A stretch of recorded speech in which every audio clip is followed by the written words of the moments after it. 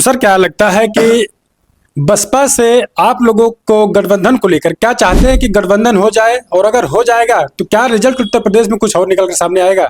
देखिए, हम तो चाहते ही हैं कि यहाँ पर जो भी मेन स्ट्रीम की पार्टियां हैं, खास करके भारतीय जनता पार्टी को छोड़ करके, और तो उनसे हमारा गठबंधन अगर होता है तो ये हमारे लिए बड़ी अच्छी बात है।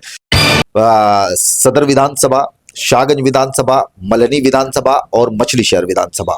देखिए, एक चीज तो मैं आपको वाजे कर दूं कि उत्तर प्रदेश का मुसलमान वो समाजवादी पार्टी को वोट नहीं देना चाहता है, एकदम नहीं देना चाहता है। एआईएमआईएम और बहुजन समाज पार्टी बीएसपी का गठबंधन को लेकर तो इसको कैसे देखते हैं? आप लोगों की बातचीत कैसी है? क्या संभावनाएं आने वाले विधानसभा 2027 में दिखाई दे रही हैं गठबंधन को लेकर? देखिए, हाँ, इसके पहले भी नमस्कार, मैं रविंद्र कुमार। आप देखना शुरू कर चुके हैं हिंदी दस्तक न्यूज का एक्सप्लेनर वीडियो। अभी हम मौजूद हैं उत्तर प्रदेश के जौनपुर जिले में, और उत्तर प्रदेश में आप जानते हैं 2027 का विधानसभा चुनाव के को लेकर सरगर्मियां तेज हो चुकी हैं, और इसी बीच तमाम राजनीतिक पार्टियों में उठापटक देखने को आपको मिल रही है। राजनीतिक गलियारों में चर्चाएं बहुत तेज हो चुकी हैं, और आज हमारे साथ बातचीत करने के लिए जनपद जौनपुर के जिला अध्यक्ष दोस्तों एआईएमआईएम के हैं, इनसे बातचीत करेंगे, जिनका नाम दोस्तों इमरान बंटी जी है। इनसे बातचीत करेंगे। असदुद्दीन ओवैसी जी, अब उत्तर प्रदेश में उनकी कैसी एंट्री है और कैसा भूचाल आएगा, दोस्तों जानने का प्रयास करेंगे। सर, स्वागत है आपका। बहुत बहुत शुक्रिया, आपने अपने चैनल पर मौका दिया। हम आपके शुक्रगुजार हैं कि आप जिला कार्यालय तक आए। तो सर, 2027 का चुनाव है, और उससे पहले ठीक सामने 2026 में पंचायत का चुनाव है। तो आपके पार्टी का क्या कुछ उत्तर प्रदेश में अब एंट्री होने वाली है, कैसे? क्योंकि आपके पार्टी ने बिहार में अच्छा प्रदर्शन किया, महाराष्ट्र में प्रदर्शन हुआ, उसके बाद अब बिहार की उत्तर प्रदेश की बारी है। उत्तर प्रदेश में कैसा एंट्री होगा? देखिए, उत्तर प्रदेश के यहाँ ऑर्गेनाइजेशन बहुत मजबूत है पूरे उत्तर प्रदेश के अंदर, और बहुत ही मजबूती के साथ कार्य हो रहा है। हमारे प्रदेश अध्यक्ष शौकत अली साहब इधर दरमियान पश्चिम में पैगाम इत्तेहाद कार्यक्रम को अंजाम दे रहे हैं, और उनकी तमाम सभाओं में हजारों की संख्या में लोग जुट रहे हैं, जो ये साबित करता है कि यहाँ पर खास करके मुस्लिम समाज, पिछड़ा समाज और दलित समाज, चूंकि हमारा नारा जय भीम का है, दलित समाज भी तेजी के साथ जुड़ रहा है। और 2026 में पंचायत का चुनाव है, रिसेंटली होने वाला है, और इस चुनाव के अंदर इस बार एआईएमआईएम बहुत ही जबरदस्त प्रदर्शन करेगी, ऐसा हम लोगों का इम्कान है। और ज्यादातर जिलों में बिना एआईएमआईएम के जिला पंचायत सदस्यों के समर्थन के जिला पंचायत अध्यक्ष बनना मुश्किल होगा।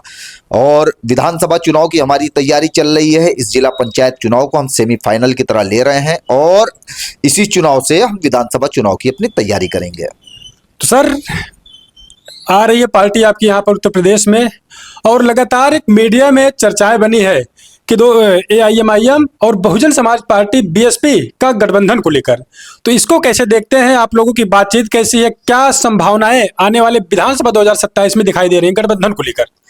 देखिए, हाँ, इसके पहले भी पूर्व में 2022 में भी हमने प्रयास किया था, हमारी पार्टी ने प्रयास किया था, बहुजन समाज पार्टी, समाजवादी पार्टी, और चूंकि उत्तर प्रदेश के अंदर जो दल सत्ता पर आसीन है उसको हराने के लिए एक मजबूत गठबंधन की आवश्यकता है, और वो आवश्यकता बिना एआईएमआईएम के को गठबंधन में लिए वो पूरा नहीं हो सकता है। इसके पूर्व में समाजवादी कांग्रेस ने भी यहाँ पर गठबंधन किया और तमाम अलायंसियां बने, मगर वो बीजेपी को हराने में नाकामयाब रही। और इस बार भी पार्टी का प्रयास भी है, और इस तरीके की सुगबुगाहट भी है कि नहीं, बसपा और एआईएमआईएम के अलायंस संभवतः हो सकते हैं, मगर इस चीज में अभी ऑफिशियली कोई चीज चूंकि हमारे प्रदेश कार्यालय से अभी तक कोई नहीं आया, इसलिए अभी कुछ कहना मुनासिब नहीं है। मगर हाँ, हम चाहते हैं कि यहाँ पर जो भी पावर में लोग हैं, जो यहाँ प्रदेश को बेहतर तरीके से नहीं चला पा रहे हैं, उनको हराने के लिए यहाँ पर एक बेहतरीन गठबंधन की आवश्यकता है और उसके लिए एआईएमआईएम ने अपनी बाहें फैला करके गठबंधन का स्वागत करती है कि आप एआईएमआईएम को भी गठबंधन में शामिल करें। अभी हाल ही में एक वीडियो आया था, प्रेस वार्ता कर रहे थे आपके प्रदेश अध्यक्ष शौकत अली जी। उन्होंने कहा था कि बहुजन समाज पार्टी के तमाम नेताओं से हमारी बातचीत हो रही है, कई लोगों के फोन कॉल्स हमारे पास आते हैं। तो क्या लगता है, वाकई में अब गठबंधन की तरफ इशारा तेजी से जा रहा है? और अगर गठबंधन मान लीजिए हो जाता है 27 में बसपा और एआईएमआईएम का, तो क्या बीजेपी इस बार उत्तर प्रदेश से बाहर हो जाएगी? देखिए, अगर इस देश के अंदर, प्रदेश ही नहीं देश के अंदर जो समस्याएं मुसलमानों के साथ है, वही समस्याएं दलितों के साथ भी हैं और इन दोनों समाज के साथ घोर नाइंसाफी हुई है। अगर ये दलित और मुस्लिम गठबंधन अगर होता है तो सिर्फ उत्तर प्रदेश से ही बीजेपी नहीं जाएगी, बल्कि पूरे देश से बीजेपी जाएगी। इसके पूर्व में 55 साल कांग्रेस पार्टी ने दलित और मुसलमानों का वोट लेकर के शासन चलाया देश में। अगर इन जो फोर्सेस इस वक्त काम कर रही हैं, जो सरकार में है, उनको अगर हटाना है तो दलित मुस्लिम गठबंधन ही सबसे बेहतरीन गठबंधन है। सभी आपने कहा कि मुस्लिम समाज के साथ जो हुआ वही दलितों के भी साथ हुआ है, इनके साथ हमेशा से नाइंसाफी हुई है। तो क्या लगता है कि मुस्लिम समाज, अगर देखा जाए अभी 2024 का आप ले लीजिए लोकसभा चुनाव, उसके बाद के विधानसभा चुनाव 22 के, तो मुस्लिम समाज कहीं न कहीं समाजवादी पार्टी के साथ गया है और समाजवादी पार्टी का इस समय नारा भी है पीडीए। तो क्या लगता है मुस्लिम समाज इस बार समाजवादी या फिर पीडीए से हटकर कहीं और वोट करेगा या फिर आपके पार्टी को जाएगा? देखिए, एक चीज तो मैं आपको वाजे कर दूं कि उत्तर प्रदेश का मुसलमान वो समाजवादी पार्टी को वोट नहीं देना चाहता है, एकदम नहीं देना चाहता है।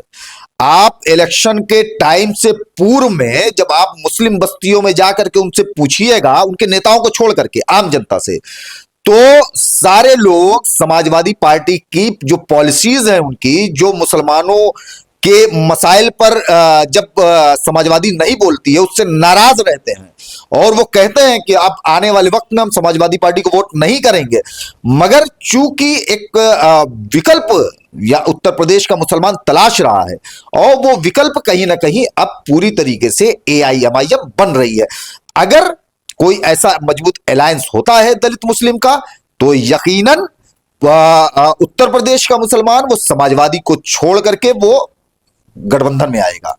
अच्छा, अभी हाल ही में शिवपाल जी का एक बयान आया था, उन्होंने कहा था कि हमको असदुद्दीन ओवैसी जैसे गठबंधन करने की कोई जरूरत नहीं है। तो क्या लगता है इससे मुस्लिम समाज कुछ आहत हुआ है या फिर अब वाकई में मुस्लिम समाज ओवैसी जी के साथ आ जाएगा? देखिए, और इस तरीके के बयान देने की क्या जरूरत पड़ी, कारण क्या रहा, किस प्रकार से बयान आया उनका? देखिए, वो इस तरीके का बयान उससे पूर्व में उन्होंने अपने सारे पार्लियामेंटेरियन को लेकर के समाजवादी पार्टी ने बैठक बुलाई थी।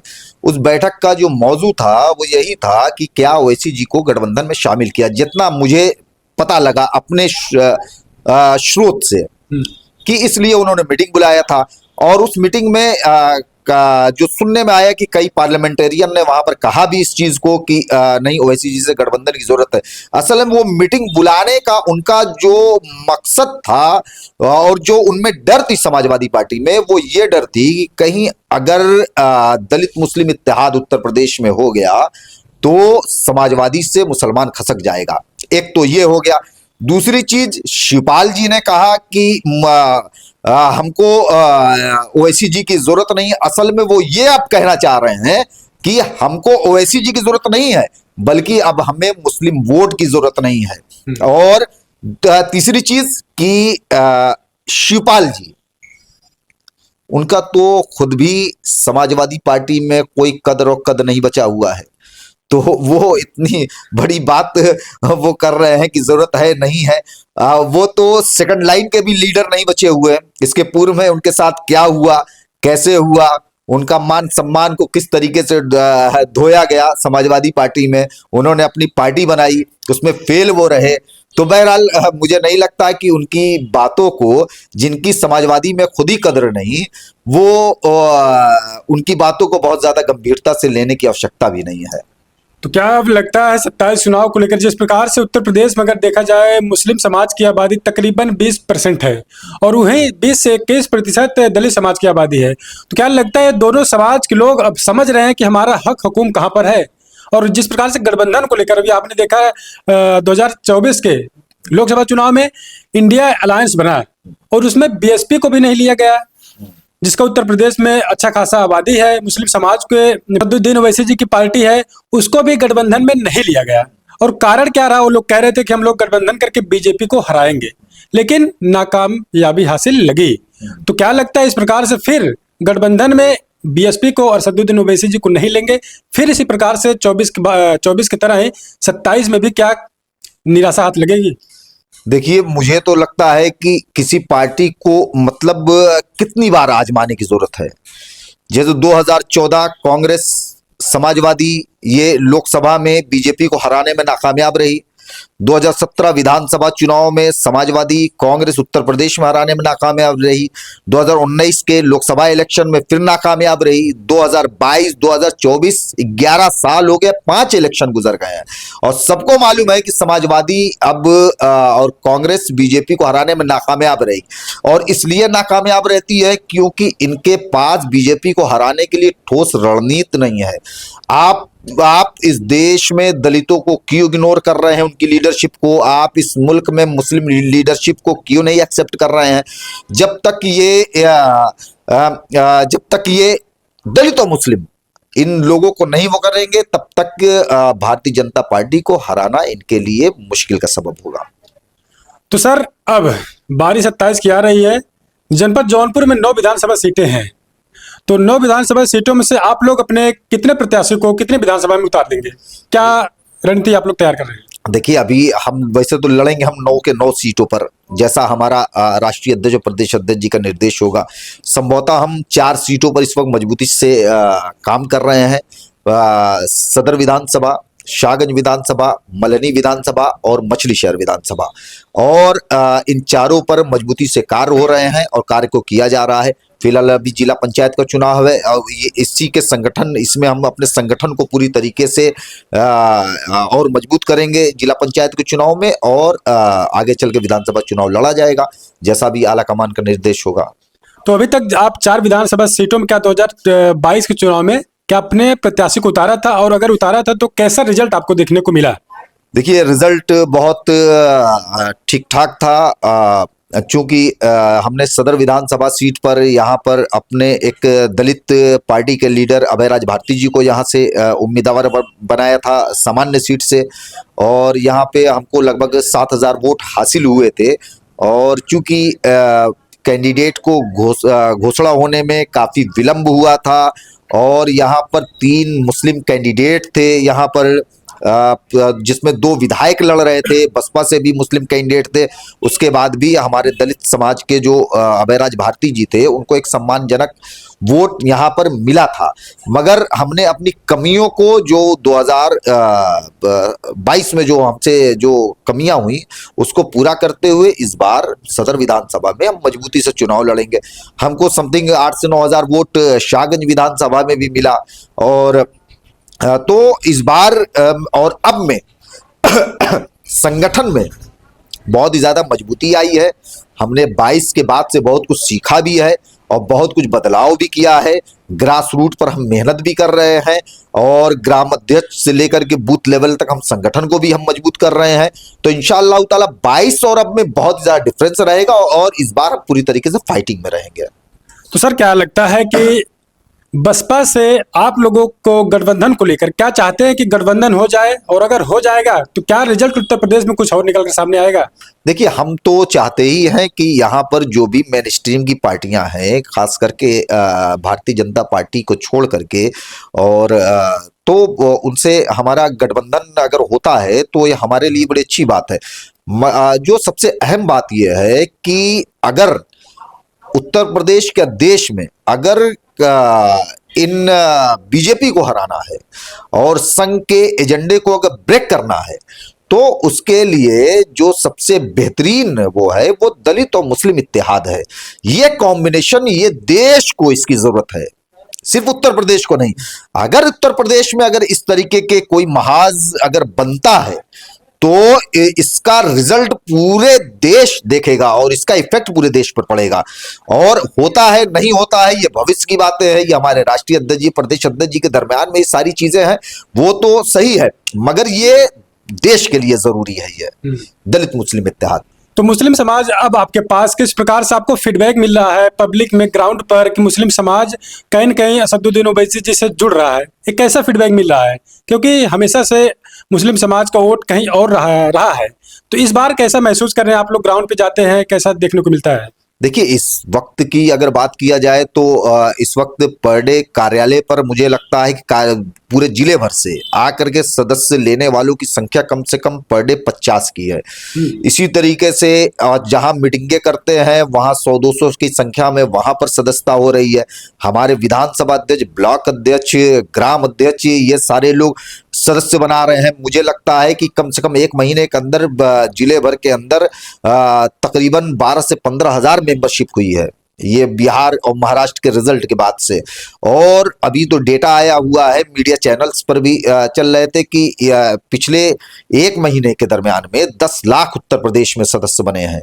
तो ये बहुत बड़ी अपॉर्चुनिटी है। मुस्लिम समाज के अंदर एक चाहत है कि उनका भी अपना लीडर होना चाहिए जो उनकी समस्या को पार्लियामेंट से लेकर के सड़क तक उठाए, और वो चीज वो ओवैसी साहब के अंदर है और यहाँ की आवाम भी उनको देख रही है।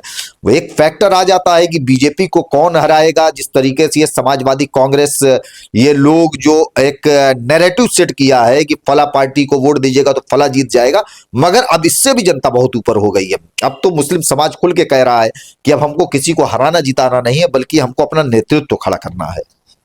तो सर क्या लगता है बीजेपी को वाकई में अगर उत्तर प्रदेश में हराना है तो कौन सी पार्टी है जो हरा पाएगी?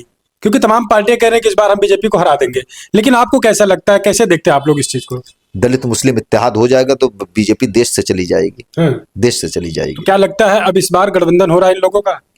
अब ये लगना, ये तो सारी चीजें लखनऊ में बैठे हुए लोगों को तय करना है।